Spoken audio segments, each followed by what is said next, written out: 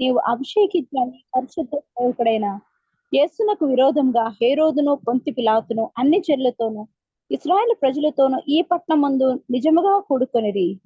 ప్రభువా, ఈ విషయమందు వారి బెదిరింపులు చూచి రోగులను స్వస్థపరచుటకును నీ పరిశుద్ధ సేవకుడైన యేసు నామం ద్వారా సూచక్రియల మహత్కార్యములను చేయుటకు నీ చేయి చాచి ఉండగా నీ దాసులు బహుధైర్యంగా నీ వాక్యమును బోధించినట్లు అనుగ్రహించుము. చిన్న ప్రార్థన. సర్వశక్తిమంతుడు ఒక దేవ, నాదా సత్యస్వరూపి, నీవు వాక్యమై ఉన్నావు కనుక నీ వాక్యంలో నాయన మేము జీవించగలుగునట్లు నాయన మా హృదయ ధ్యానము నాయన నీ దృష్టికి అంగీకారం అగగలుగునట్లు నాయన మమ్మల్ని తీర్చిదిద్దండి. మీ చిత్తానుసారంగా నడిపించండి. వాక్యమైన నీవు ప్రతి ఒక్కటి నాయన నీ యొక్క మర్మమును, నీ చిత్తమును, నీ సంకల్పమును మా ఇళ్ళ చూపించమని యేసు నామం పెరట అడిగి వేడుకొంచున్నాము తండ్రి, ఆమేన్. ప్రభు నందు ప్రియమైన వారలారా, ఇక్కడ మనం ధ్యానం చేసుకునొచ్చి ఉండగా ఏమి జరగవలని నీ హస్తమును నీ సంకల్పమును మునుపు నిర్ణయించెనో వాటినన్నిటినీ చేయుటకై నీవు అభిషేకించిన నీ పరిశుద్ధ సేవకుడైన యేసు అనే మాట మనతో మాట్లాడుతున్నాడు. ఈ యొక్క అపోస్తుల కార్యములు 4వ అధ్యాయంలో మనం ధ్యానం చేసుకుని ఉండగా ఈ యొక్క 27వ వచనంలో మనతో మాట్లాడుతూ ఏమి జరగవలనని నీ హస్తమును నీ సంకల్పమును ముందు నిర్ణయించునో వాటిని అన్నిటినీ చేయుటకై నీవు అభిషేకించిన నీ పరిశుద్ధ సేవకుడైన యేసు అనే మాట మనతో మాట్లాడుతున్నాడు. ఆయన యొక్క హస్తము, ఆయన యొక్క సంకల్పము అనే మాట మనం ధ్యానం చేసుకొని ఉండగా అనాదిగా తండ్రి అయిన దేవుని యొక్క ఆలోచనను కుమారుడు కలుగునుగాక అని సెలవిచ్చినప్పుడు పరిశుద్ధాత్ముడు పని జరిగిస్తున్నాడు అన్నట్లుగా దేవుని యొక్క హస్తము, దేవుని యొక్క సంకల్పము అనేది మరి తండ్రి యొక్క ఆలోచన సంకల్పం అనేది ఒక మరి యేసుక్రీస్తు వారై ఉండగా ఆయన హస్తము అనేది పరిశుద్ధాత్మునిగా చూపిస్తూ ఈ యొక్క సంకల్పము గాని నీ యొక్క హస్తము గాని అంటే కుమారుడు గాని పరిశుద్ధాత్ముడు గాని ఇక్కడ ఈ యొక్క కార్యములను చేయుటకు తండ్రి అయిన దేవుడు నిర్ణయించిన దాని ప్రకారము ఈ మాటలన్నీ జరుగుతున్నాయి, ఈ కార్యములన్నీ జరుగుతున్నాయి అన్నట్లుగా మనం చూస్తున్నాం. మరి ఈ యొక్క విషయంలో ఏందో మనతో మాట్లాడుతున్నప్పుడు శృంగారమును ఆ యొక్క సొలొమోన్ గారు కట్టించిన దేవాలయంలోనికి ఈ యొక్క శిష్యులైన వాళ్ళు పేతురు యోహాను ఇద్దరు వెళ్ళుచూ ఉండగా ఒక కుంటివాడు అక్కడ భిక్షం అడుగుచూ ఉండిన విధానం బట్టి మనం చూసినప్పుడు అతను మా కలిగింది మేము ఇస్తామని వీళ్ళు అంటున్నప్పుడు వాళ్ళు తేరు చూస్తున్నాడు. ఏమిస్తారు అంటే, నువ్వు అనుకున్నట్లు వెండి బంగారములు మా యొద్ద లేవు, కానీ మా కలిగింది ఏదో నీకు ఇస్తామన్నట్లుగా అక్కడ యేసు నామం పేరట లేచి నడవమన్నప్పుడు నడిచినట్లుగా అక్కడ ఉన్న ప్రతి ఒక్కరు కూడా ఆశ్చర్యపోయి ఇతడు భిక్షం అడుక్కునే అతను కదా, ఇతడు ఎలాగూ బాగుపడ్డాడు అన్నప్పుడు ఆ సూచక్రియలన్నీ చూచి మరి ఈ యొక్క ఆ ప్రాంతం అంతట్లోనూ ఆ ప్రజలతో మాట్లాడుచుండగా యాజకులను, దేవాలయపు అధిపతులను, సద్దుకయ్యులను ఆ ప్రజల్లో బోధించుటయు అంటే ఈ యొక్క పేతురు యోహానులు బోధించుటయు చూచి ప్రకటించుటయు చూచి కలవరపడి వారిని గూర్చి మరి వారి మీదకు వచ్చి వాళ్ళతో ఎలా మాట్లాడుతున్నారంటే బలాత్కారముగా పట్టుకొని సాయంకాలం అయినప్పుడు మర్నాటి వరకు వారిని కావలిలో ఉంచి వాక్యము వినిన వారందరిలో మారిపోతారేమో అని వారు భయపడుతూ ఉన్నప్పుడు ఆ వినిన వారందరిలో అనేకులు నమ్మిరి. వారిలో పురుషుల సంఖ్య ఇంచుమించు 5,000 మంది అనే మాట ఇక్కడ చెప్పబడతా ఉంది. అంటే అంత మంది మారిపోవటం, ఇతడు మరి భిక్షం అడుక్కునేవాడు కదా, ఇతను కుంటివాడు కదా అనుకుంటున్న వాళ్ళు ఆ సూచక్రియ చూసి యేసుక్రీస్తు వారి యొక్క ఆ యొక్క కాలము అంటే ఆయన ఇహలోకములో మనిషి కుమారుడిగా ఉండిన దినముల కంటే కూడా ఈ కాలముల యందు ఎక్కువగా మారిపోయినట్లుగా మనం ధ్యానం చేసుకుంటూ ఉంటాం. యేసుక్రీస్తు వారు మనతో మాట్లాడుతున్న మాట ఏంటంటే, నేను వెళ్ళని ఎళ్ళ ఆదరణకర్త మీ వద్దకు రాడు అని. ఆదరణకర్త ఎందుకు రావాలి, అసలు మనిషి కుమారుడి మీదకే ఎందుకు రావాలి అన్నట్లుగా మనం ధ్యానం చేసుకునే ముందు ఇక్కడ ఈ యొక్క పేతురు యోహాను ఇద్దరు చేసిన సూచక్రియకు 5,000 మంది ఇంచుమించు మారిపోయినట్లుగా పురుషులు, ఇంకా స్త్రీల సంఖ్య, బిడ్డలైన వాళ్ళ సంఖ్య దేవుని ప్రేమించే వాళ్ళలో ఎంతమంది ఉన్నారు అనేది మనకు తెలియదు. అయినప్పటికీ మర్నాడు వారి అధికారులు, పెద్దలను, శాస్త్రులను యెరూషలేములో కూడుకొని ప్రధాన యాజకుడైన అన్నాయు, కైఫాయు, యోహానును, అలెగ్జాంద్రును, ప్రధాన యాజకుని బంధువులందరూ వారితో కూడా ఉండి పేతురును, యోహానును మధ్యన నిలవబెట్టి, మీరు ఏ బలం చేత, ఏ నామమును బట్టి దీన్ని మీరు చేశారు అని అంటున్నప్పుడు పేతురు అంటున్నాడు, పరిశుద్ధాత్మతో నిండిన వాడై ఇలా మాట్లాడుతున్నాడు, ప్రజల అధికారులారా, పెద్దలారా, ఆ యొక్క దుర్బలుడు, తనకి బలం లేదు, దుర్బలము అంటే బలము లేని ఆ యొక్క కాళ్ళు కలిగిన వాడు, అతనికి చేయవలసిన ఉపకారమును గూర్చి మీరు దేని వల్ల స్వస్థత పొందాడని మీరు అడుగుతున్నారు అన్నట్లుగా, నిజమే, యేసుక్రీస్తు వారు కూడా విశ్రాంతి దినమందు ఊచ చేయగలిగిన వారిని బాగు చేసినప్పుడు ఆ బాగు చేశాడనే సంతోషం కంటే విశ్రాంతి దినమున నువ్వెందుకు బాగు చేసావన్న అని అడిగినప్పుడు, నీ యొక్క సొంత జనాంగం, నీ యొక్క ఇశ్రాయేలు జనాంగం చనిపోయేవారుగా ఉండినప్పుడు వాళ్ళలో బాగుపడ్డాడు అనే దానికంటే సూచక్రియ లేక అక్కడ కార్యం జరిగించినందుకే మీకు ఎక్కువగా బాధగా ఉందే అనే మాట యేసు ఎలా చెప్తున్నారో ఇక్కడ వీళ్ళు కూడా అలాగే చెప్తున్నారు. పరిశుద్ధాత్మతో నిండిన వాడై అంటే దేవుని యొక్క ఆత్మయే ఇక్కడ కూడా మాట్లాడుతున్నారు. ఎలా మాట్లాడుతున్నారని చూస్తే, అధికారులారా, పెద్దలారా, బలము లేని ఆ దుర్బలునికి ఉపకారమును చేసిన దాన్ని బట్టి దేని వల్ల స్వస్థత పొందుతున్నారని మీరు విమర్శిస్తున్నారే, మీరందరూ ఇశ్రాయేలు ప్రజలందరూ తెలుసుకొనవలసింది ఏంటి అంటే, మనం సిలువ వేసినట్టు, మృతుల్లో లేచినట్టు, లేపినట్లు మన నజరేయుడైన యేసుక్రీస్తు నామముననే వీడు స్వస్థత పొందాడు. మీరు తృణీకరించిన ఆ రాయి ఎవరో కాదు, యేసుక్రీస్తు వారే. ఆ రాయే ఇప్పుడు మూల రాయి అయింది. ఆయన పేరు మాత్రమే మేము తలంచి ఇక్కడ మేము కార్యం జరిగించాము అనే మాట ఇక్కడ మనతో మాట్లాడుతున్నాడు. అయితే ఈ నామములో మనకు రక్షణ పొందవలను అని, కానీ ఆకాశం కింద మనుషుల్లో ఇయ్యబడిన ఏ నామం వల్ల రక్షణ అనేది మనకి లేదు. కాబట్టి ఎలాంటి నామంలో రక్షణ అనేది లేదు. యేసు అనగా రక్షకుడు, క్రీస్తు అనగా ఆ పనికి ప్రత్యేకింపబడినవాడు, ప్రతిష్ఠింపబడినవాడు, ఆ పని రక్షణ కలగ చేయటానికి ప్రతిష్ఠింపబడినవాడు, రక్షణ కలగ చేయటానికి ప్రత్యేకింపబడినవాడు. అలాంటి యేసుక్రీస్తుని, ఆయన యొక్క నామం మాత్రమే మనం తలంచుకోవాలి అనే మాట ఇక్కడ మనతో మాట్లాడుతున్నాడు. అయితే ఇక్కడ ఈ యొక్క పేతురు భక్తుడు చెప్తున్నప్పుడు నిజానికి పైన వాళ్ళని పట్టుకొని సాయంకాలం అయినందున మరునాటి వరకు వారిని కావలిలో ఉంచి వాక్యం విన్న వారందరి ఎదుట వాళ్ళని ఏం చేద్దాము, ఏం చేయకూడదా అని ఆలోచన చేస్తూ ఆ యొక్క వినిన వాళ్ళందరిలో 5,000 మంది మారిపోయేసరికి వాళ్ళ ముందు ఏమి చేయలేకపోతున్నారు. కానీ మరి ఇక్కడ వీళ్ళందరూ కూడుకొని ఏంటి అని కావలిలో ఉంచిన వాళ్ళందరితో మాట్లాడుతున్నప్పుడు పేతుడు భక్తుడు ఇక్కడ ఆత్మావసుడై ఉన్నాడు అన్నట్లుగా మనం చూస్తా ఉంటాం. పరిశుద్ధాత్మతో నిండిన వాడై అనే మాట మనం చూస్తా ఉంటాం. నిజమే, ఎక్కడికి వెళ్ళి ఏం చెయ్యాలి అని, ఎలాంటి ప్రార్థన చేయాలో, ఇప్పుడు అక్కడికి ఏం చెప్పాలో అని చింతింపవద్దు అని చెప్తున్నాడు. మన బాధ్యత ఏంటి అంటే, నిజమే, చాలా చోట్ల చాలా క్రిటికల్ పొజిషన్స్ ఉంటాయి. అక్కడ చాలా వ్యతిరేకత అనేది ఉంటూ ఉంటది.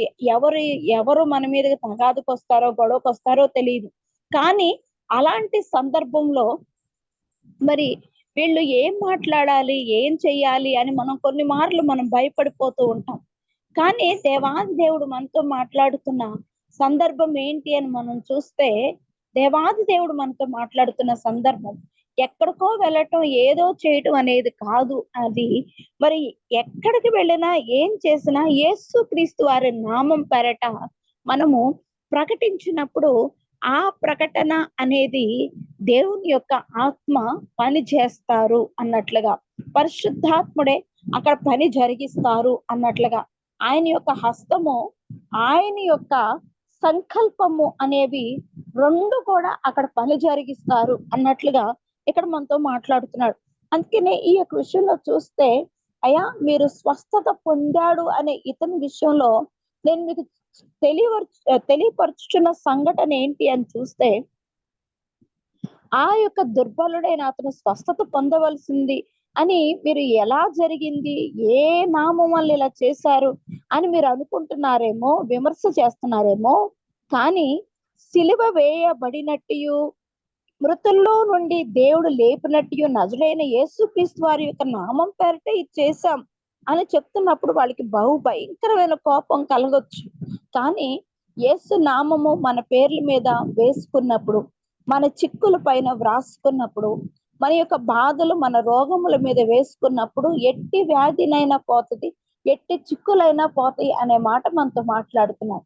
అందుకని యేసు నామం పేరట అనే దాంట్లో మనకు బలం ఉంది. యేసు నామం పేరట బాప్తిస్మం పొందాలి, మారు మనసు పొంది పాప క్షమాపణ పొందాలంటే యేసు నామం పేరటే చెయ్యాలి. అందుకని ఇక్కడ చాలా క్షుణ్ణంగా పేతురు యోహాన్లు ఇద్దరు ఈ యొక్క పని జరిగిస్తున్నప్పుడు పేతురు గారు చెప్తున్న మాట ఏంటి అంటే, ఆకాశము క్రింద మనుషులలో ఇయ్యబడిన మరి ఏ నామమున రక్షణ పొందలేము, ఈ నామముననే మనం రక్షణ పొందవలెను, కానీ ఆకాశము క్రింద మనుషులలో ఇయ్యబడిన ఏ పేరుకి ఇలాంటి రక్షణ అనేది మనం పొందలేం. అలాంటి యేసుక్రీస్తు వారి నామం మనం ఎరిగినప్పుడు ఖచ్చితంగా మన ఇరుగు పొరుగు వారికి సువార్త ప్రకటించాలి. ఎక్కడికి వెళ్ళి ఏం జరిగిద్దా అని మనం చింతింపవలసిన అవసరం లేదు. అక్కడికి వెళ్ళినప్పుడు పరిశుద్ధాత్ముడే అక్కడ పని జరిగిస్తారు అన్నట్లుగా దేవాది దేవుడు మనతో మాట్లాడుతున్నారు. అందుకనే పేతురు యోహాన్లు ధైర్యం చూచినప్పుడు విద్య లేని పామరులు వీళ్ళతో ఎలా మాట్లాడాలో ఏం చెయ్యాలో అన్నట్లుగా మనం చూస్తూ ఉంటాం సందర్భం. కానీ ఈ యొక్క విషయంలో ఎందుకు చూస్తే పేతురు గాని ఈ యొక్క అపొస్తల కార్యముల పౌలు భక్తుడు గాని చాలా క్షుణ్ణంగా చెప్తున్నారు. ఈ ఇద్దరి యొక్క మరి థీమ్ అనేది, లేకపోతే దేవుని యొక్క సంకల్పము వీరిద్దరి ఎడల ఒకే రీతిగా వీరి ఇద్దరి నుండి పరిశుద్ధాత్మ దేవుడు పలికిస్తున్న మాట ఒకటే.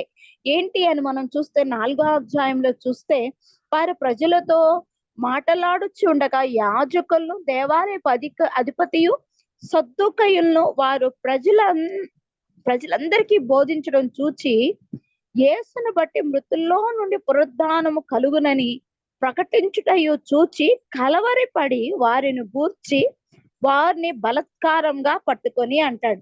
కాబట్టి ఇక్కడ దేవాది దేవుడు మనతో మాట్లాడుతున్న విషయం చూస్తే, వీరి యొక్క బాధంతా ఏంటి అంటే అక్కడ మెరాకల్ జరిగిపోతుంది. అందుకనే యేసుక్రీస్తు వారి యొక్క ఆయన మనిషి కుమారుడుగా సంచరించినప్పుడు కూడా లాజరును లేపినప్పుడు ఆ లాజరు లేపిన సంగతి అనేది అందరికీ ప్రచురితం అయిపోయింది.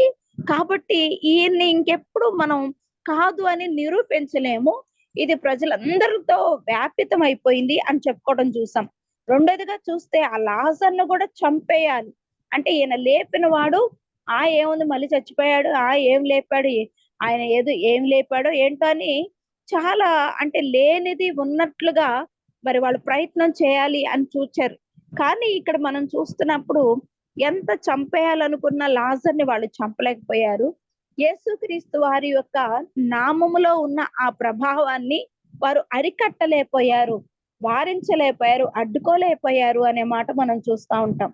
అలాగా అడ్డుకోలేకపోయాము, అక్కడితో సిలువేసాం, చంపేశాం అని అనుకుంటున్నాం. కానీ ఇక్కడికి వచ్చి చూస్తే మళ్ళీ వీళ్ళు క్రొత్త బోధ చేస్తున్నారు. మొన్నటిదాకా ఆయన నా తండ్రి నన్ను పంపాడు, నా తండ్రియే నా గురించి సాక్ష్యం చెప్పుకుంటున్నాడు, నేను తండ్రి యొద్ద నుండి వచ్చాను అంటే, ఏంటయ్యా నీకు నువ్వు సాక్ష్యం చెప్పుకుంటావు అంటే, అక్కడ ఆయన చెప్తున్నాడు, ఏమని చెప్తున్నాడంటే, అయ్యా నాకు నేను సాక్ష్యం చెప్పుకోవట్లేదు, మీరు దేనినైతే నమ్ముతున్నారో ధర్మశాస్త్రాన్ని, ఆ ధర్మశాస్త్రం ప్రకారమే మాట్లాడుతున్నాను. ఒక సాక్ష్యాన్ని ఇద్దరు కలిపి సాక్ష్యం చెప్తే ఒకళ్ళకి మించి ఇద్దరు సాక్ష్యం చెప్తే అది సమ్మతమని నమ్మాలి అని మన ధర్మశాస్త్రమే చెప్తుంది కదా. ధర్మశాస్త్రం ప్రకారమే చెప్తున్నాను, నేనైతే అబద్ధం చెప్పడం లేదు. నన్ను గురించి నేను ఒకటి సాక్ష్యం చెప్పుకుంటున్నాను, పరిశుద్ధాత్మ దేవుడు సాక్ష్యం చెప్పక మునుపు తండ్రియే నా గురించి సాక్ష్యం చెప్తున్నాడు, రెండోది పరిశుద్ధాత్మ దేవుడు సాక్ష్యం చెప్తున్నాడు నా గురించి అన్నట్లుగా ఆయన మాట్లాడుతున్నాడు. తండ్రి చెప్తున్నాడు, నేను చెప్తున్నాను, కుమారుడు పరిశుద్ధాత్ముడు కూడా నా గురించి చెప్తున్నారు. ఒకళ్ళకి ముగ్గురం సాక్షులంగా ఇక్కడ నిలబడి ఉన్నాము. కాబట్టి దీని ప్రకారం నేను అబద్ధం చెప్పట్లేదు, నన్ను చూస్తే తండ్రిని చూసినట్లే, తండ్రిని చూస్తే నన్ను చూసినట్లే, తండ్రి యొక్క మాటలే నేను ఇక్కడ బయలుపరుస్తున్నాను, తండ్రి నాకేం చెప్పాడో అవే నేను మీకు చెప్తున్నాను అని చాలా క్షుణ్ణంగా యేసే చెప్పారు. అయితే అలాంటి మాటలు తండ్రి చెప్తున్నాడు అనే మాటల్ని చాలా వ్యర్థం చేసి యేసయ్యని చంపించడం అనేది వాళ్ళు జరిగించి, ఆ యొక్క కట్టబడిన రాయి, విలువ కలిగిన ఆ రాయిని, మూలక తలరాయిగా ఉన్న రాయిని, నిషేధింపబడిన రాయిగా వాళ్ళు ఎంచినప్పుడు ఇక్కడ పరిశుద్ధాత్ముడు ఇక్కడ పని జరిగిస్తున్నాడు అనే మాట మనం చూస్తా ఉంటాం. అయితే ఇక్కడ వాదన ఎలా ఉంది అని మనం చూస్తే, అక్కడ కూడా అయ్యా నేను పునరుద్ధానుడైన యేసుక్రీస్తు వారు, మన యొక్క ఇశ్రాయేలులో ఉన్న పునరుద్ధానమును గురించి, మన నిరీక్షణ గురించే నేను చెప్తున్నానని పౌలు భక్తుడు చెప్తున్నప్పుడు, ఈ యొక్క పౌలు భక్తులు కూడా వాళ్ళు మరి మాటి మాటికి చెరలో వేయటం, ఇతని యందు నేరమేమీ లేదు అని రోమీయులు చెప్తున్నప్పటికీ, మరణకరమైన ఏ యొక్క నేరం ఇతని మీద లేదు అని చెప్పుకున్నప్పటికీ, మా మతమును పాడు చేయడానికి వచ్చాడు అని వాళ్ళు మాట్లాడుతున్నప్పుడు, పరిసయ్యుణ్ణి నేను కూడా మునుపు నేను యాజకులు చెప్పినట్లుగా ఆ యొక్క పత్రికలు తీసుకొని అనేక ప్రాంతాలకు వెళ్ళి నేను అనేక మందిని హింసించిన మాట వాస్తవం మీకు తెలుసు. నేను ఎలాంటి వాడినో, కానీ నాకు ఒక దర్శనం కలిగింది. ఆ దర్శనం మందు యేసుక్రీస్తు వారే స్వయంగా వచ్చి మాట్లాడుతున్నాడు. మనం పునరుద్ధానం ఉందని నమ్ముతున్నాం కాబట్టి, ఆ పునరుద్ధానమును గురించి, పునరుద్ధానుడైన యేసుక్రీస్తు వారి గురించి చెప్తున్నానని పౌలు భక్తుడు కూడా చెప్తున్నాడు. అలా చెప్తూ ఉన్నప్పుడు మరి అగ్రిప్ప రాజా కూడా అక్కడ వింటూ ఉన్నాడు. ఇంకా ఫేలిక్స్, ఇంకా పేస్తు వీళ్ళందరూ కూడా వింటూ ఉన్న విధానములు మనం చూస్తా ఉంటాం. కానీ సద్దూకయ్యులు మాత్రము పునరుద్ధానం ఉన్నది అని వాళ్ళని నమ్మరు కాబట్టి, వాళ్ళు మాత్రం పదే పదే చాలా ఎలిగేషన్స్ తీసుకొచ్చి విమర్శాత్మకంగా ఇతని మీద మరి గొడవ చేయాలి అని అనుకుంటూ ఉండిన విధానమును బట్టి, ఇక్కడ మరలా చాలా క్షుణ్ణంగా అపోస్తల కార్యము 4వ అధ్యాయంలో పేతురు భక్తుడు చెప్తున్నాడు, ఎక్కడో ఏదో కాదు, నేను చెప్తుంది నిజం. పునరుద్ధానము మృతులలో నుండి పునరుద్ధానము కలుగునని ప్రకటించుటకు చూచి వాళ్ళు కలవరపడినట్లుగా మనం చూస్తున్నాం. మృతులలో నుండి పునరుద్ధానం ఉంది అని చాలా క్షుణ్ణంగా పేతురు భక్తుడు కూడా ఇక్కడ మాట్లాడుతున్నట్లుగా మనం చూస్తున్నాం. అందుకనే ఏ ఆత్మ ఆయన లేపాడో అట్టి ఆత్మయే మనం లేపుతాడు అని పౌలు భక్తుడు కూడా చాలా క్షుణ్ణంగా చెప్తున్నాడు. ఏ ఆత్మదేవుడు మనని లేపుతాడని చెప్తున్నాడో, ఆత్మదేవుడే ఖచ్చితంగా మరి ఆయన లేపాడో ఆయనే మన లేపుతాడు అని. నిజమే. ఈ యొక్క మాటలన్నీ ఏంటి అని మనం చూస్తే, యేసుక్రీస్తు వారు ఆయన మరణించి మృత్యుంజయుడు అయి తిరిగి లేచి, ఆయన 40 దినాలు భూమి మీద సంచరించి 40వ దినమందు ఆరోహణుడైపోయి, ఆయన వెళ్ళిన 10 దినములకు పరిశుద్ధాత్మ దేవుడు దిగొచ్చారు. సరే, ఈ విషయాలన్నీ ఓకే. నేను వెళ్ళని ఎల్లా పరిశుద్ధాత్ముడు లేక ఆదరణకర్త మీ వద్దకు రాడు. ఆయన వస్తే గాని మీ మీద ఉన్న పాపమును గూర్చి కానీ, మీ మీద మీకు జరగవలసిన నీతిని గురించి కానీ, లేదంటే దేవుడు చేసిన ఆ కార్యములన్నిటిని గురించి కానీ, ఇంకా మూడోదిగా చూస్తే రాబోయే తీర్పు, మన మీదకి వచ్చిన తీర్పు, వాటన్నిటి నిమిత్తం ఒప్పింపజేస్తాడు. నిజమేనయ్యా, నేను ఈ తప్పు చేశాను, దానికి పడిన శిక్ష సమంజసమే, అయితే ఇక నుండి అలాంటి పని నేను చెయ్యను అని ఆయన తీర్పుకు సమ్మతించగలిగినట్లు, ఆయన న్యాయస్థులను సమ్మతించగలిగినట్లు, మనం పాపం చేశాం కాబట్టి అందుకే ఈ బాధ అని మనం అనుకుంటూ ఉన్న విధానమును బట్టి, మరి వాటన్నిటిని గురించి ఆయన ఒప్పింప చేయడానికి ఈ లోకానికి వస్తాడు. ఆయన రాకపోతే మన మనస్సు అనేది కఠినంగా ఉంటది అన్నట్లుగా మనతో మాట్లాడుతున్నాడు. అందుకనే ఈ యొక్క విషయంలో చూస్తే పౌలు భక్తుడు కూడా పదే పదే మాట్లాడుతూ ఉంటాడు. మనస్సాక్షి, నా మనసాక్షి అనే మాట మాట్లాడతాడు. నా మనసాక్షి మరి ఎంత ఎక్కువగా శుద్ధి చేయబడుతుంది పేతురు భక్తుడు కూడా మాట్లాడతాడు. వీరిద్దరి బోధలు చాలా సమ్మతింపబడినట్లుగా, రెండు సమకాలికంగా, రెండు కూడా చాలా పోలికలుగా ఉండినట్లుగా మనం చూస్తా ఉంటాం. మనసాక్షిని మరి ఎంతో ఎక్కువ శుద్ధి చేయను అని ఇక్కడ పౌలు భక్తుడు చెప్తున్నాడు. హెబ్రీలకు రాసిన పత్రిక 9వ అధ్యాయంలో మనం చూస్తే, మనసాక్షిని మరి ఎంత ఎక్కువగా శుద్ధి చేయను కదా అంటాడు 9-10 అధ్యాయాలు చూస్తే. అదే ఇక్కడ నిర్మలమైన మనసాక్షి అని ఈ యొక్క పేతురు భక్తుడు మాట్లాడుతూ ఉంటాడు. ఈ మనసాక్షిని వెలిగించాలి అన్నా, మనసాక్షిని మరి ఎక్కువ శుద్ధి చేయాలి అన్నా, మనసాక్షి అనేది నిజంగా పరిపూర్ణంగా దేవుని యొక్క తీర్పుని అంగీకరించాలి అన్నా, దేవుని యొక్క ఆత్మ కావాలి అని ఈ యొక్క అధ్యాయాలు ఖచ్చితంగా మనతో మాట్లాడుతున్నారు. అందుకని ఆత్మతో నిండిన వాడే ఈ యొక్క పేతురు భక్తుడు మాట్లాడుతున్నట్లుగా మనం చూస్తున్నప్పుడు, మరి మృతుల పునరుద్ధానమును అనేది సద్దూకయ్యులు ఇష్టపడడం లేదు అన్నట్లుగా, అందుకనే పౌలు భక్తుని కూడా చంపించాలి అన్నట్లుగా, మరి ఎక్కువ అల్లరి అయినట్లుగా ఈ యొక్క అపోస్తల కార్యములు 24-25 అధ్యాయాల్లో మనకి కనపడతా ఉంటది. అయితే ఈ యొక్క మాటలు పేతురు యోహాను ధైర్యం చూచినప్పుడు విద్యలేని పామరులని గ్రహించి ఆశ్చర్యపడి యేసుతో ఉండిన వాళ్ళు వీళ్ళు కదా అని చెప్తూ వీళ్ళకి మనం ఏమీ కూడా ఎదురు చెప్పలేకపోతాం కనుక ఈ యొక్క సభ వెలుపలికి పొండని వారికి ఆజ్ఞాపించి తమలో తాము ఆలోచన చేసుకొని ఈ మనుషులను మనం ఏమి చేయదము, వారి చేత ప్రసిద్ధమైన ఈ యొక్క సూచక క్రియ చేయబడి ఉన్నది కనుక యెరూషలేములో కాపురమున్న మనందరికీ స్పష్టమే. అయితే ఇది జరగలేదని మనం చెప్పజేయాలం. ఎందుకంటే ఏ కుంటివాడు ఉన్నాడో అతన్నే వీళ్ళు వెంట పెట్టుకొని ఈ యొక్క పని జరిగిస్తున్నారు కనుక ఈ యొక్క ప్రజల్లో నుండి ఇక వ్యాపింపబడకుండా ఉండడానికి వీళ్ళని బెదిరి పెట్టేద్దాం అని మరి బెదిరించాలని చూచారు. కానీ అది ఎంత మాత్రం మీరు మాట్లాడకూడదు అంటే వాళ్ళు చెప్తున్నారు, ఏమని అంటున్నారంటే, ఆయన అంటున్నాడు, దేవుని మాట వినుట కంటే మీ మాట వినుట దేవుని దృష్టికి న్యాయమా? మీరే చెప్పండి. మీరు కన్న వాటిని విన్న వాటిని చెప్పక ఉండలేము. మేము ఎలాంటివి ఈ చూచిన వాటిని మరి ఈ యొక్క జరిగిన వాటిని చెప్పకుండా మేము ఉండలేం కదా అని వాళ్ళకి ఉత్తరం ఇచ్చి దేవుని మహిమపరుచు ఉన్నారు అనే మాట చెప్తున్నాడు. సభ వారందరూ కూడా ఈ యొక్క ప్రజలకు భయపడి వీళ్ళని శిక్షిస్తే మరి ఒకవేళ మనకేనా ఏదైనా వ్యతిరేకత వస్తుందేమో, వీళ్ళని గట్టిగా బెదిరించి పంపించేద్దామని చెప్తున్నప్పుడు అప్పటికి ఈ యొక్క పేతురు గారి విషయంలో జరుగుతున్న ఈ యొక్క దావీదు భక్తుని గురించి ప్రవచనం కూడా దేవుని యొక్క ఆత్మయే ఇక్కడ ఈ మాటలన్నీ బోధిస్తున్నారు. మనం అనుకుంటాం అక్కడ ఒక మాట చెప్పాలి, ఇక్కడ ఒక మాట చెప్పాలి, అయ్యో ఈ పాయింట్ మర్చిపోయాను అని మనం అనుకుంటూ ఉంటాం. కానీ దేవుని యొక్క ఆత్మ మనం నడిపించే వారుగా ఉంటారు అన్నట్లుగా వారు మనతో మాట్లాడుతూ ఇక్కడ ఆయన అంటున్నాడు, వారు విడుదల నొంది నేను స్వజనుల యొద్దకు వచ్చి ప్రధాన యాజకులకును పెద్దలకును తమతో చెప్పిన మాటలన్నిటిని వారికి తెలిపిరి. అయితే వారు విని మనస్సుతో మరి ఈ యొక్క ఏక మనస్సుతో దేవునికి ఇట్లు మొరపెట్టిరి, నాదా నువ్వు ఆకాశమును భూమిని సముద్రమును వాటిలోని సమస్తమును కలగ చేసిన వాడు. కానీ అన్యజనులు ఏల అల్లరి చేసిరి, ప్రజలందుకు వ్యర్థమైన ఆలోచనలు పెట్టుకొనిరి, ప్రభు మీదను ఆయన క్రీస్తు మీదను భూరాజులు లేచిరి, అధికారులను ఏకముగా కూడుకొనిరి అని పరిశుద్ధాత్మ ద్వారా మా తండ్రియు నీ సేవకుడైన దావీదు నోట పలికించిన ఈ యొక్క మాటలన్నీ ఇలా జరగవలనని నియమింపబడెను కదా అనే మాట చెప్తున్నాడు. అంటే జరగవలసిన సంగతులన్నీ అనాదిగా దావీదు భక్తుడు చెప్పాడు.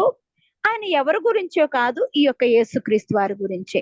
ఆయనే ఈ యొక్క సూచక్రియలన్నీ జరిగించాడు అనే మాట చాలా క్షుణ్ణంగా చెప్తున్నారు. సరే, ఈ యొక్క మాటలన్నీ చెప్పుకుంటున్నాం. పరిశుద్ధాత్మ దేవుడు యేసుక్రీస్తు వారి నామం అని 2 మాటలు చాలా క్షుణ్ణంగా చెప్తూ, తండ్రి అయిన దేవుడు ఆయన యొక్క హస్తము, ఆయన యొక్క సంకల్పమే ఇక్కడ పని జరిగిస్తున్నాయి అని మనం చూస్తున్నాం. అయితే ఇక్కడ ఎవరు చెప్పారో ఆ దావీదు భక్తుడు నేటి వరకు మన దినాల్లో మన యొక్క ప్రాంగణముల యందు మన ఎదుట ఆయన కుళ్ళిపోయిన శరీరం లాగా సమాధిలో ఎముకలతో మిగిలి ఉన్నాడు. కానీ ఈ యొక్క శరీరాన్ని కుళ్ళిపట్టనివ్వు అని చెప్పింది ఎవరి గురించి? మరి ఆయన ఎవరు? నా ప్రభువు అనే మాట చెప్తూ నా ప్రభువుతో అనే మాట చెప్తున్నాడు. మరి ఆయనకి ప్రభు ఎవరు, నా ప్రభు అని ఎవరు గురించి చెప్తున్నాడు? ఇదంతా యేసయ్యని గురించి అని చాలా క్షుణ్ణంగా వీళ్ళు స్వార్థ ప్రకటిస్తున్నారు. ఇదంతా జరిగింది సరే. అయితే యేసుక్రీస్తు వారు ఈ లోకానికి మానవుడుగా వచ్చి ఉన్నారు. ఆయన తనకు తాను రిక్తునిగా చేసుకున్నాడు. అలా రిక్తునిగా చేసుకున్నప్పుడు యేసుక్రీస్తు వారి మీదకి పరిశుద్ధాత్మ దేవుడు దిగొచ్చారు. ఆయనే ఒక మానవుడై ఉన్నప్పుడు పరిశుద్ధాత్మ దేవుడు ఎందుకు దిగి రావాలను అంటే, తండ్రి యొక్క కార్యాలు రిక్తునిగా చేయబడి తానే ఒక అద్భుత కార్యాలు, దేవుని యొక్క మహిమ కార్యాలు చేయాలి అని అంటే ఆయన సామాన్య మానవుడుగా వచ్చాడు. కాబట్టి పరిశుద్ధాత్మ దేవుని యొక్క కార్యం ఇక్కడ తండ్రి అయిన దేవుని కార్యం జరిగించాలి అంటే పరిశుద్ధాత్ముడు వచ్చే పని జరిగించాలి. అంటే శారీరక రీతిగా కేవలం శరీరులమై ఉన్న మన మీద దేవుని యొక్క ఆత్మ, దేవుని యొక్క పని, దేవుని యొక్క సంకల్పం జరిగించాలి అని అంటే దేవుని యొక్క ఆత్మ మన మీదకు రావాలి. అట్టి బలం ఉంటేనే ఇక్కడ చేయగలం. అలా అని యేసయ్య తన స్వరూపంతో వచ్చేస్తే మనుషులు ఎవ్వరు చూడలేరు, చచ్చిన వారిలా పడిపోతారు.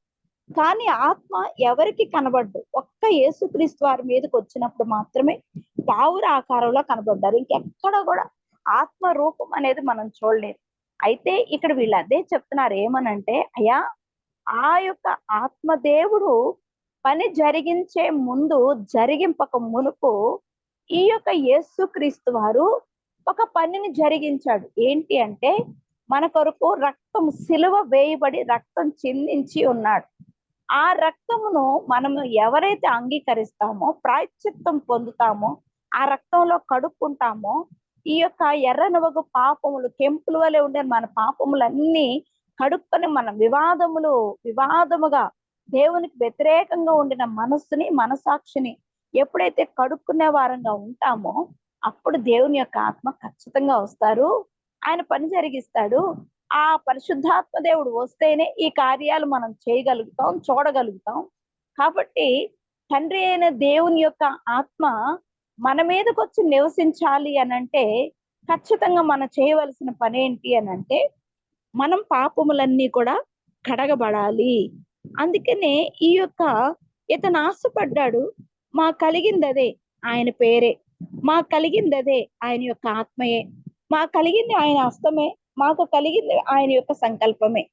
అది చేసి నిన్ను లేపుతాం అన్నట్లుగా, లేచి నడువు అన్నప్పుడు అతను నడవసాగెను అన్నట్లుగా మనం చూస్తా ఉంటాం. అంటే దేవుని యొక్క ఆత్మ ఉన్నప్పుడే ఈ కార్యాలన్నీ జరిగిస్తారు అన్నట్లుగా ఈ యొక్క అధ్యాయంలో చాలా చూస్తూ మరి దేవుని యొక్క ఆత్మయే దావీదు భక్తుడి ద్వారా చెప్తారు. అన్ని జనులైన వాళ్ళందరూ కూడా వ్యతిరేకంగా కూడుకున్నారు, అల్లరి చేశారు, వ్యర్థమైన ఆలోచనలు పెట్టుకున్నారు. ఆయన ఎవరి మీద అతిశయించినోడు కాదు, ఎవరి మీద కోపగించుకునేవాడు కాదు, మేలే చేసేవాడు. అలాంటి దేవుణ్ణి మీరు తృణీకరించడం అనేది ఎందుకు? ఆయన మీతో పోటీ పడేవాడు కాదు, మీ యొక్క లాభములకు వెలితి కలిగించేవాడు కాదు.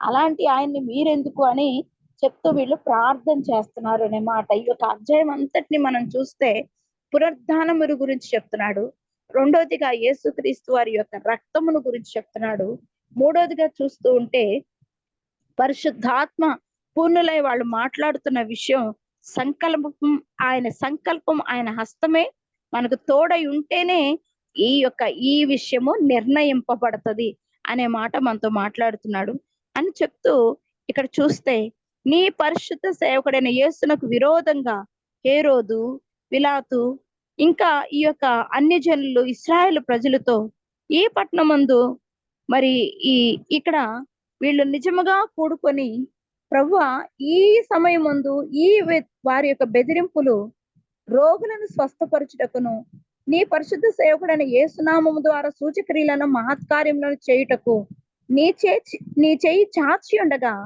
నీ దాసులు బహు ధైర్యంగా నీ వాక్యమును బోధించినట్లు అనుగ్రహింపుము అని ప్రార్థన చేస్తున్నారు. అంటే దీన్ని బట్టి మనం చూస్తే పరిశుద్ధాత్మ పూర్ణత అనేది మనం ధరించుకొని ప్రార్థన అనుగ్రహించయ్యా, పరిశుద్ధాత్మను మేము ధరించుకొనగలుగునట్లు మాకు అవకాశం ఇవ్వయ్యా, నీ పరిశుద్ధాత్మను ధరించుకున్న మాకు ఈ యొక్క అవకాశం దయచేయ్యా అని వాళ్ళు ప్రార్థన చేసినప్పుడు, వాళ్ళు అక్కడ సంఘం అంతా ఎవరెవరు 5,000 మంది పురుషులు మారారో, ఇంకా అనేకలు మారారో, వాళ్ళందరూ చూచుచూ ఉండగా అక్కడ ప్రార్థన చేసినప్పుడు వారు ప్రార్థన చేయగానే వారు కూడి ఉన్న చోట కంపించెను అంటాడు.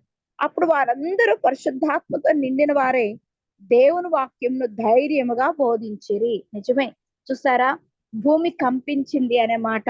యేసుక్రీస్తు వారు ఆ యొక్క 7 మాటలు శిలువమ్రాన్లో పలుకుతున్నప్పుడు మధ్యాహ్నం 12 గంటలు మొదలుకొని ఈ యొక్క 3 గంటల వరకు గాఢాంధకారం కమ్మి ఉన్నట్లుగా ఇంచుమించు 3 గంటలకి భూమి కంపించినట్లుగా మనం చూస్తాం.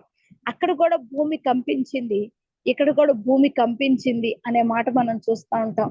భూమి కంపించినప్పుడు సృష్టికర్త బాధపడుతున్నాడేమో, అసలు ఈయన సిలువేస్తున్నప్పుడు భూమి కంపించడం ఏంటి, దేవాలయంలో తెర చినిపోవడం ఏంటి, ఇన్ని సంవత్సరాలు మన జీవితంలో దేవాలయంలో ఉన్న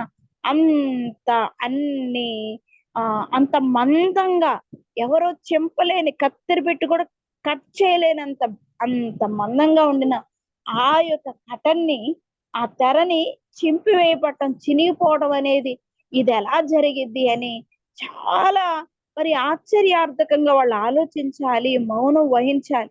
కానీ ఒక తప్పు చేసినందువల్ల తప్పుకి తప్పు కూర్చుకుంటూ ఆయన ఎవరో ఎత్తుకుని వెళ్తారంట అని తప్పుడు ప్రచారం చేస్తూ ఇంకా ఆయనకి కావలి ముద్ర పెట్టడము, ఆయన శిష్యులైన వాళ్ళు ఆయన తీసుకుని వెళ్ళి ఎక్కడో ఆయన్ని పాతి పెట్టారు అనే మాట చేయటం. నేటికి ఇప్పటికి ఇస్రాయేలులో ఎవరిదైనా అన్నోన్ బాడీ దొరికితే 2000 సంవత్సరాల క్రితం ఆ బాడీ అడ్రస్ లేకుండా దొరికితే ఇప్పటికి టెస్ట్‌లకి పంపిస్తారంట. DNA టెస్ట్‌లు. ఈయన ఏమన్నా జీసస్ క్రైస్ట్ ఏమో చూడండి అని.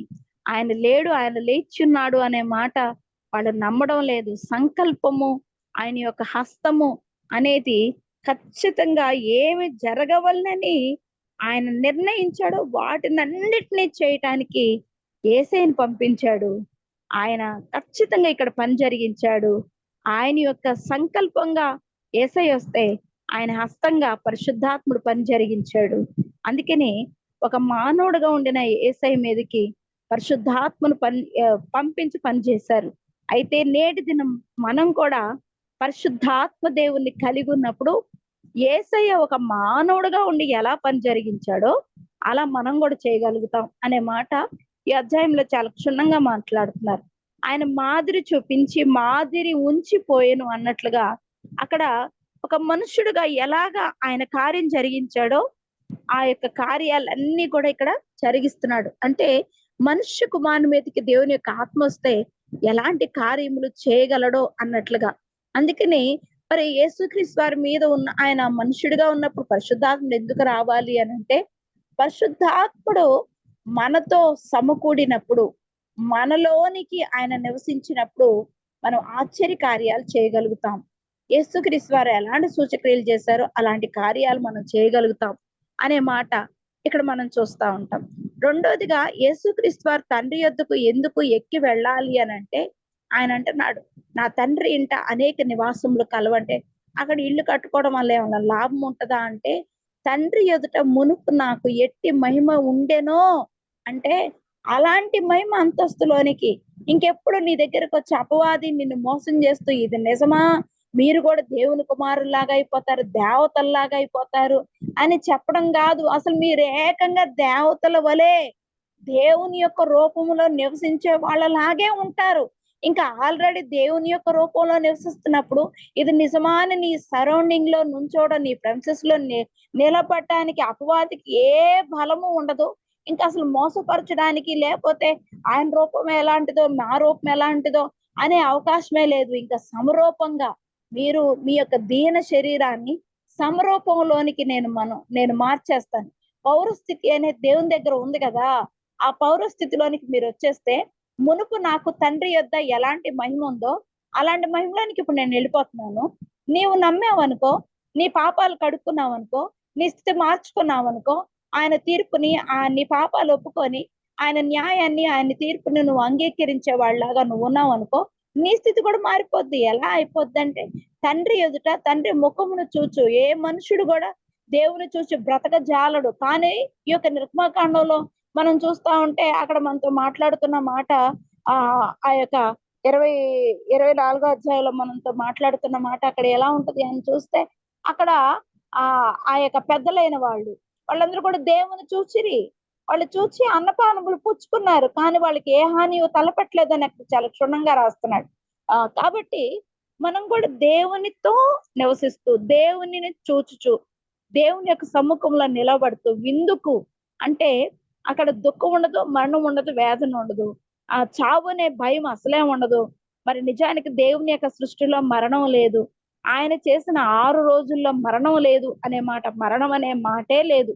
6 దినాల్లో మరణం అనే దానికి తావు లేదు. ఆయన చేసిన సృష్టిలో మరణకరం అనేది లేదు. అందుకని యేసయ్య కన్నీరు కారుస్తున్నాడు అని 11 యోహాను సువార్త 11లో 35వ వచనంలో చూస్తాం. యేసు కన్నీరు కార్చెను అంటే నిజానికి ఆయన ఎందుకు కన్నీరు కారుస్తున్నాడు అనంటే, సృష్టిలో లేని ఆ యొక్క గచ్చ పొదలు ముళ్ళు, సృష్టిలో లేని ఈ యొక్క మరణకరమైన స్థితి అనేది వీటన్నిటిని మరి ఏ మాత్రం కూడా నేను కలగ చేయలేదు. ఈ యొక్క మరణం అనేది సృష్టిలో మానవుడైన నీకు మరణం అనేది నేను సృష్టి కలగ చేయలేదు. ముళ్ళు అనేవి గచ్చు పొదలు అనేవి ఫలింపు లేని స్థితి అనేది కూడా నేను మీకు ఇవ్వలేదు. ఫలించండి, విస్తరించండి, లోపరుచుకోండి, అభివృద్ధి పొందండి అని నేను చెప్పాను. కానీ ఎప్పుడైతే మానవుడు పాపంలో పడిపోయాడో భూమి మీద ఆ యొక్క గచ్చ పొదలు, ముండ్ల పొదలు అన్ని అవి సేద్యం చేసుకోవాల్సిన భయంకరమైన పరిస్థితి అనేది వచ్చింది అన్నట్లుగా. అందుకనే మనం చూస్తే ఆయన అంటున్నాడు, ముండ్ల చెట్టు, ఈ యొక్క ఒలీవ చెట్టు, ఈ యొక్క మరి ఈ చెట్లన్నీ మాట్లాడుకుంటున్నాయి, కానీ ముండ్ల చెట్టు నేను అధికారం చేస్తాను అంటుంది. అంటే శాపం అనేది ఏలుబడి చేస్తాను అనే మాట ఇక్కడ అపవాది ద్వారా పలికిస్తున్నాడు. కానీ దేవాది దేవుడు అలాంటి స్థితి కాదు. నా రూపము తండ్రి యొద్ద నివాసములు కలవు అంటే అలాంటి నివాసమే, నేను నా రూపం ఎలా ఉందో తండ్రి యొద్ద అలాంటి రూపమే నీకు ఇవ్వడానికి నేను కూడా ముందెళ్తున్నాను, అక్కడికి వెళ్ళి సిద్ధపరిచేస్తాను. ఇప్పుడు చూసారు కదా మీరు, భూలోకంలో నేను మానవుడిగా ఉండినప్పుడు ఎలాగ నేను భూలోకంలో నివసించాను, మానవుడిగా ఉంటూ పాపంలో పడిపోకుండా ఎలా ఉండగలిగాను. పరిశుద్ధాత్మ దేవుడు మనలోనికి వచ్చినప్పుడు ఆ పాపము నుండి మనని ఎలాగా వేరు చేస్తూ, తండ్రి అయిన దేవుణ్ణి పదే పదే గుర్తుకు తెస్తూ, తండ్రి అయిన దేవుణ్ణి కూడా మన పదే పదే జ్ఞాపకం చేస్తూ ఎలా ఉన్నాడో ఆ పరిశుద్ధాత్మని మీరు పొందుకోండి. పాపంలో ఉన్న మిమ్మల్ని ఇప్పుడు నేను కడిగేసా, మళ్ళీ పాపంలో పడిపోతారేమో, కానీ మీరు ఈ యొక్క రక్తము శరీరం తీసుకుంటూ పరిశుద్ధాత్మ దేవుని కలిగి ఉండండి. అప్పుడు క్రీస్తు యేసును కలిగిన ఇట్టి మనసు మీ మీదకి కూడా వచ్చేస్తుంది. అప్పుడు పరిశుద్ధాత్మ దేవుడు మీ మీదకి వచ్చినప్పుడు పాపం చేయజాలరు, పాపము మీ యందు నివసించదు. అప్పుడు ఖచ్చితంగా తండ్రి యొద్ద నాకు ఎలాంటి మహిమ ఉందో మీకు కూడా అలాంటి మహిమ వచ్చేస్తుంది. నేను ఎత్తబడే రీతిగా అలా మీరు కూడా ఎత్తబడతారు అని సెలవిస్తున్నాడు. కాబట్టి పరిశుద్ధాత్మ దేవుడు ఇక్కడ, అయా ఇక్కడ మేము పని జరిగించాలి కదా, మహత్కార్యములు సూచక్రియలు యేసు నామం ద్వారే సూచక్రియలు మహత్కార్యములు చేయనట్లు నీ చేయి చాపి ఉండగా నీ దాసులు బహుధైర్యంగా నీ వాక్యమును బోధించినట్లు అనుగ్రహించము అన్నప్పుడు సంఘమంతా అయ్యా అనుగ్రహించు అనుగ్రహించు అని ప్రార్థన చేసినప్పుడు 120 మందే మేడగదిలో ఉన్నారు కేవలం. కానీ ఆ 120 మంది దేవుని ఎదుట ప్రార్థించే వాళ్ళుగా ఉండినప్పుడు, వాళ్ళు దేవుని సన్నిధానంలో కూడుకొని ప్రార్థన చేయగానే ఆ భూమి అంతా కూడా కంపించింది, ఆ చోటంతా కూడా కంపించింది.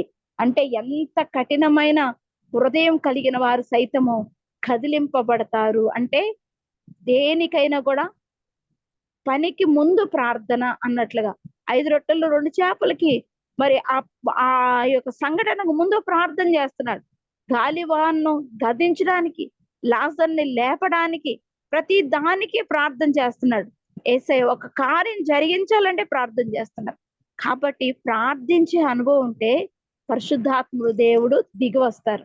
వాక్యమును ప్రకటించే మనం వాక్యమును చదువుతూ ప్రార్థించే అనుభవం. అందుకని కొలస్సీలకు రాసిన పత్రికలో చూస్తే అక్కడ పౌలు భక్తుడు కూడా అక్కడ చాలా చక్కగా మాట్లాడుతున్నాడు.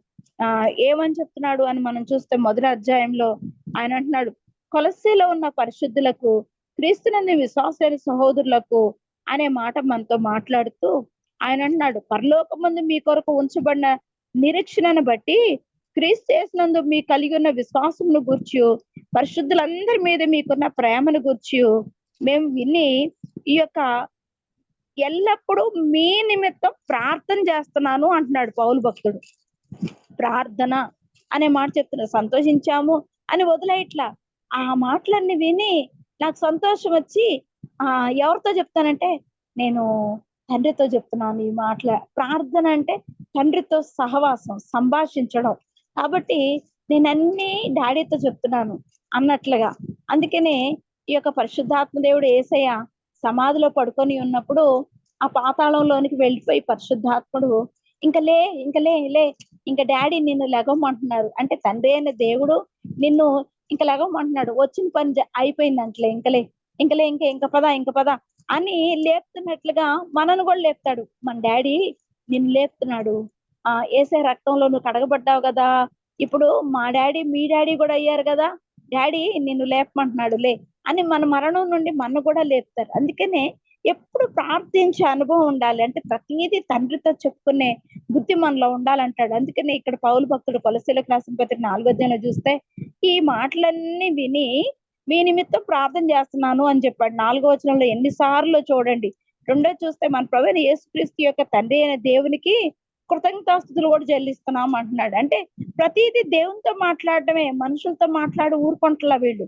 ప్రార్థన చేస్తున్నారు, ప్రేమ నిమిత్తం ప్రార్థన చేస్తారు, తండ్రికి కృతజ్ఞతాస్తుతులు చేయటానికి ప్రార్థన చేస్తారు, తర్వాత సువార్త సత్యమును గురించి, బోధన గురించి, నిరీక్షణ గురించి ఇదంతా మేము విన్నాం గనుక ఈ విషయంలో దేవుని గుర్చిన ఈ యొక్క దేవుని కృపను గురించి సత్యంగా గ్రహించిన నాట నుండి మేము ఈ యొక్క విషయములన్నిటినీ మీరు ఈ ఎఫ్ఎఫ్రా వల్ల తెలుసుకున్న వీటన్నిటి విషయమై మీరు ఈ యొక్క విషయంలో ఆత్మ ద్వారా వివేకం కలిగిన వారై ఉండగలుగునట్లు సఫలులు అవ్వాలి అని, జ్ఞానమునందు అభివృద్ధి పొందాలని అన్ని విషయాలను బట్టి మేము దేవునికి ప్రార్థన చేస్తున్నాము అని చెప్తున్నాడు.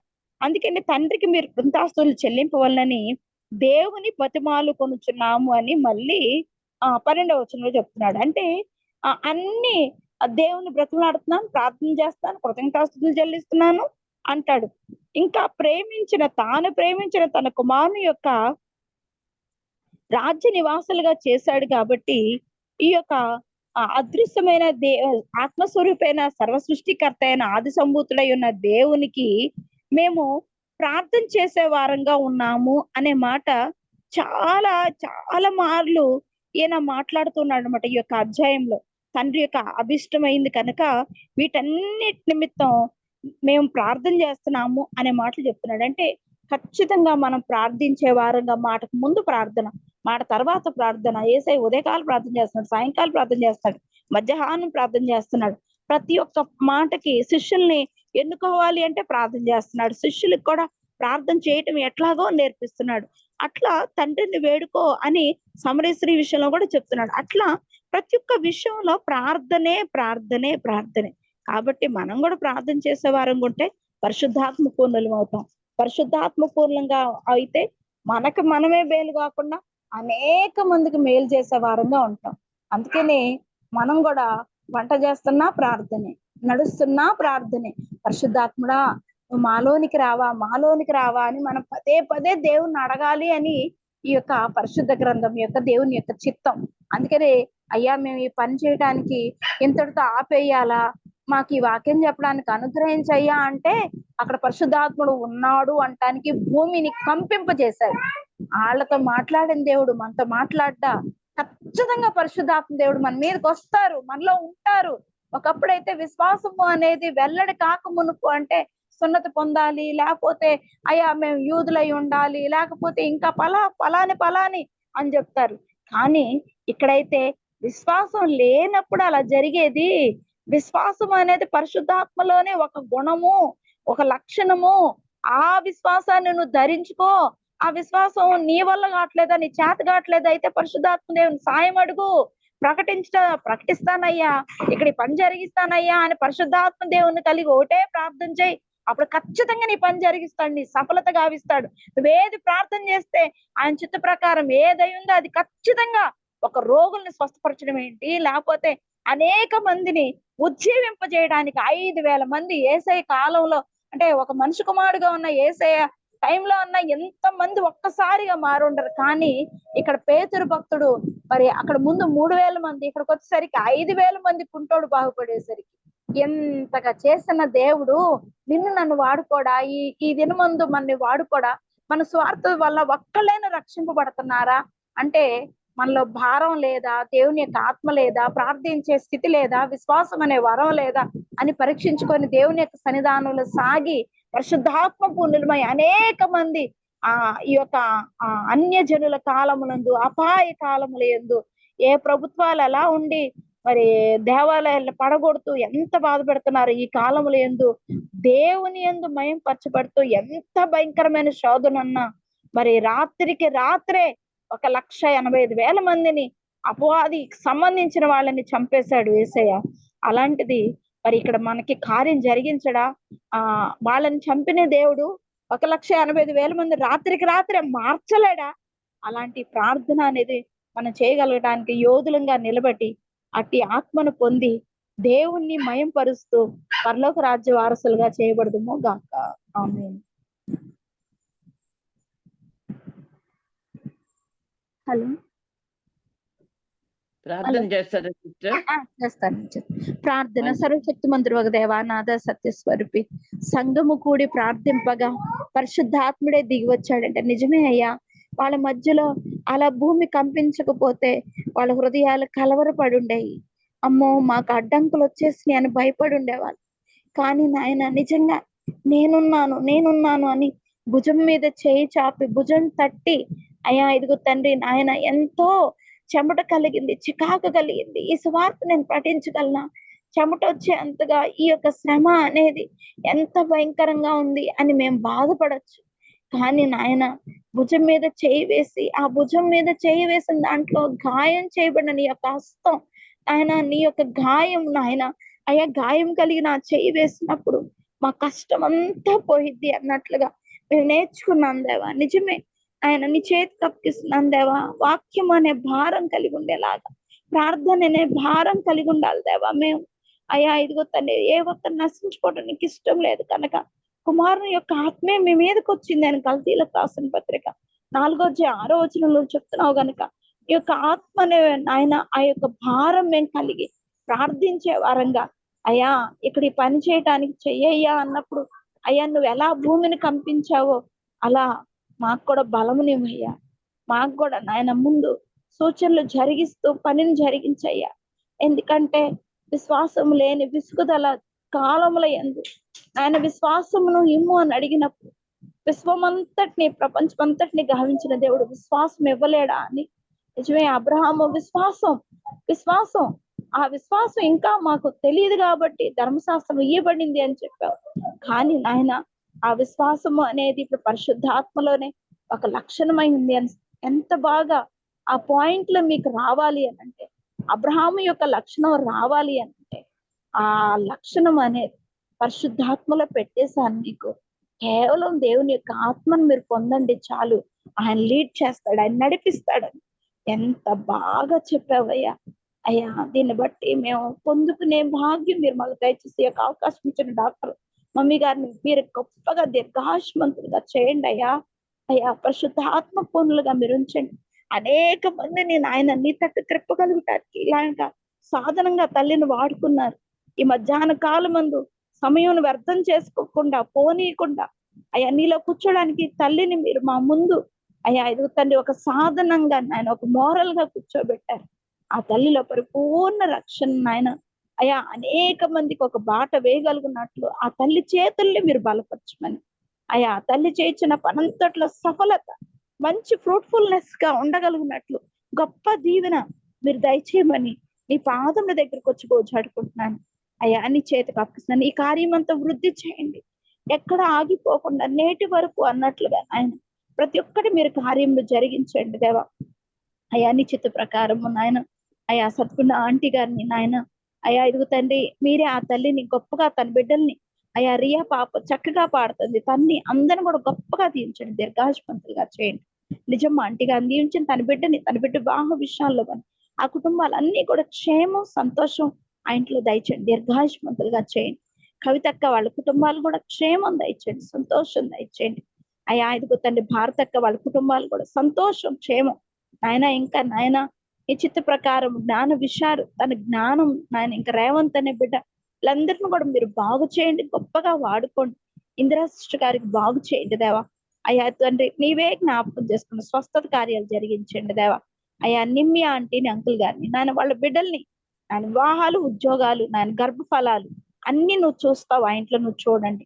అయ్యా ఇదిగో తండ్రి మేరీ ఆంటీ ప్రేమ అంకుల్ వాళ్ళని కూడా దీవించండి, వాళ్ళ పనులు అన్ని కూడా మీరు గొప్పగా ఆశీర్వాదించండి. అయ్యా ఇదిగో తండ్రి డాక్టర్ వనజక్కను కూడా మీరు దీవించండి, తన యొక్క కార్యాలన్నిటిని నువ్వు సఫలత గావిస్తావని నీ మీద ఆశ పెట్టుకున్నానయ్యా. నువ్వు జ్ఞాపకం చేసుకుని నువ్వు మరుగుపరిచి నువ్వే అక్కడ పని జరిగించండి నాయన. ఇంకా డాలమ్మ ఈ ప్రోగ్రామ్ అంతా అరేంజ్ చేస్తుంది, రియా పాప కూడా మంచి జ్ఞానం ఇచ్చారు, ఆ బిడ్డని మీరు వాడుకుంటారు. డాలమ్మ తన భర్తగా తన బిడ్డల్ని ఆరోగ్యం మీరు దయచండి, తన కుటుంబం వాళ్ళ అమ్మగారు వాళ్ళు అందరూ కూడా జ్ఞాపకం చేసుకోండి దేవ, స్వస్థత కార్యాలు జరిగించండి. అయ్యా మీరు పేరు వాసింది దీవించండి నాయన. అయ్యా విజయలక్ష్మి సిస్టర్ గారు కళ్యాణ్ బ్రదర్ గారు వాళ్ళు ఆ ఇంట్లో రక్షణ నాయన. అయ్యా వాళ్ళ యొక్క పనులు వాళ్ళ బిడ్డలను దీవించండి, పెట్రేషియా వాళ్ళని దీవించండి, వాళ్ళ యొక్క పనులు అయ్యా వాళ్ళ కుటుంబీకులు అందరూ కూడా గొప్పగా దీవించండి దేవా. శిరీష సిస్టర్ గారిని దీవించండి దేవా, సునందని సిస్టర్ గారిని దీవించండి. ఆ ఇంట్లో సమస్యలను చూస్తావు దేవా. మీరే జ్ఞాపకం చేసుకోండి దేవా. మీరే నాయన నీ చిత్తానుసారమైన స్థితి నడిపించండి. శ్రీలత సిస్టర్ గారు వాళ్ళ బిడ్డలను కూడా జ్ఞాపకం చేసుకోండి దేవా. అయ్యా నీ చేతికి అప్పగిస్తున్నాను నాయన. అయ్యా ఇంకా ఫాతిమా సిస్టర్ గారు వాళ్ళని కూడా జ్ఞాపకం చేసుకోండి దేవా. అయ్యా ఇదిగో తండ్రి పద్మక్క వాళ్ళని సుధక్క వాళ్ళని కూడా దీవించండి దేవా. అయ్యా నీ చేతికి అప్పగిస్తున్నాను లెనినా మోజస్ లాంటి వాళ్ళని. అయ్యా దూరం ఉన్న అనితా సిస్టర్ గారు వాళ్ళని అందరూ వాళ్ళ బిడ్డల్ని అందరూ కూడా జ్ఞాపకం చేసుకోండి. క్రిస్టి ఆంటీ వాళ్ళని జ్ఞాపకం చేసుకోండి దేవా. నళిని ఆంటీ వాళ్ళని కూడా వాళ్ళ పిల్లల్ని అందరూ కూడా జ్ఞాపకం చేసుకోండి.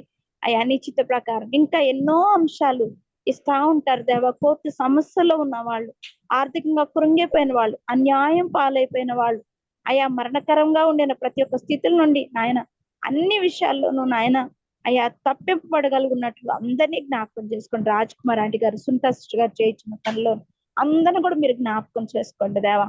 అయ్యా మీరు పేరు పేరు వస్తుంది ఏంచండి దేవా.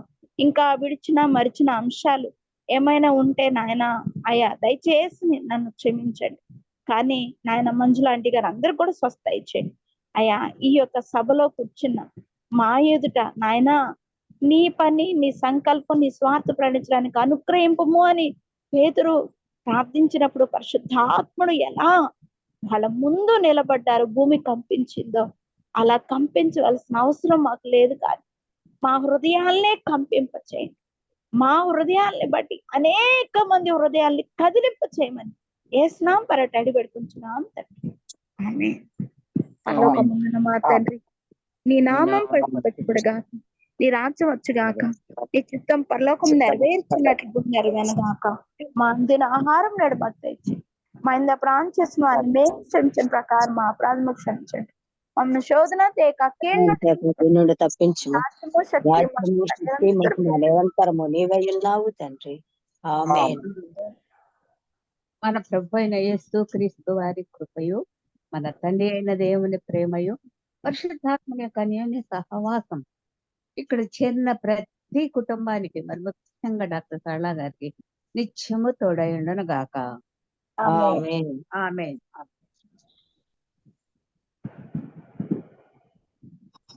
Thank you Priya. మమ్మీ చెప్పండి, బాగున్నారా మమ్మీ? Thank you. ఒకసారి కనపడు. మమ్మీ నేను హైదరాబాద్ లో ఉన్నాను, వచ్చాక వస్తాను మమ్మీ. అవునా? అవును మమ్మీ. ప్రమిళ గారు ఎట్లున్నారమ్మా? బాగున్నారు మమ్మీ. ఈ రోజు మార్నింగ్ మమ్మీతో ఫోన్ లో వీడియో కాల్ లో మాట్లాడారు. బాగున్నారు. తమ్ముడు వెళ్ళాడు హాస్పిటల్ కి, అందుకని వీడియో కాల్ లో మాట్లాడాడు. బాగున్నారు. ఈసారి ఎప్పుడన్నా మీ గురించి తమ్ముడు వెళ్తే చెప్పిస్తాను మమ్మీ. నేను వీల్ చైర్ లో తిరుగుతున్నారా? లేదు, హైదరాబాద్ లో హాస్పిటల్లో ఉన్నారు కదా. అదేలే, బయటికి ఎప్పుడు రారు. హాస్పిటల్లో బెడ్ మీదే ఉంటారు. ఫిజియోథెరపీ ఫిజియోథెరపీ ఏముండదు, తను డయాలసిస్ పేషెంట్ కదమ్మా. డయాలిసిస్. డయాలసిస్ రోజా? అంటే రోజని కాదు, ఇంకా అంటే ఇంకా యశోద హాస్పిటల్లోనే ఇంకా రూమ్ తీసుకొని ఇంకా ఉండిపోయారు. ఇంకా అంటే లైఫ్ మొత్తం అక్కడే ఉంటారు. ఇంకా అండర్ కేర్, అండర్ మెడికల్, అదే మెడిసిన్ లోనే ఇంకా అక్కడ ఉండిపోతారు అని. గుంటూరుకి రారు ఇంకా. హలో, అదేలే పాపం.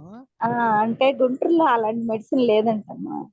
ఇంకా వాళ్ళు అందుకని ఇంకా అక్కడే ఉంచేద్దాంలే అని వాళ్ళ కొడుకు కోడలు వాళ్ళు ఇక్కడే వీక్లీ 3 days అట్లా ఇక్కడ స్పెండ్ చేస్తారు. ఇక్కడ వీళ్ళు ఇక్కడ ఉంటారా, అక్కడ ఉంటారా ఆమెతో?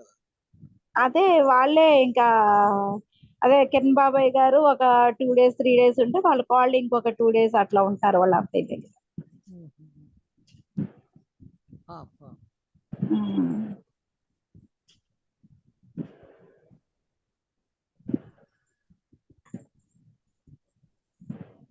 నీకు ఒక ఇన్విటేషన్ పంపిస్తా. ఓకే మమ్మీ, పంపించండి. తర్వాత మాట్లాడతాలే. సరే. డాక్టర్ వనజక్క ఎక్కడ ఉన్నారా మమ్మీ? ఆ, ఏ ఏ వనజక్క ఊరు అది? ఎక్కడ ఉన్నారు? ఆ ఊరి పేరేందమ్మా? వినుకొండ హలో దగ్గర. ఆ, ఏదో పేరు ఆ ఆస్పత్రి. హలో. వినుకొండ దగ్గర ఆ ఆ, ఆ. ఆ అక్కడే ఊరి పేరు చేస్తున్నారా? మర్చిపోయినా. ఆ, సరే. ఆ, మార్కాపూర్ మార్కాపూర్ అనే చెప్పారు అక్క. అవును. అక్కడ ఉన్నారు. ఉమ్.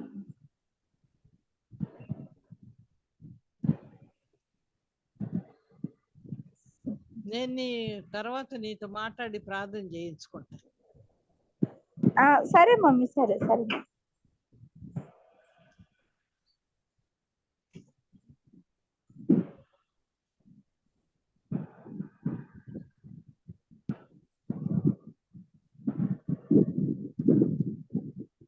ఇది ఎట్లా ఆఫ్ చేసేది? ఇదో. ఓయ్. పెట్టుకుంటే ఏం కాదు.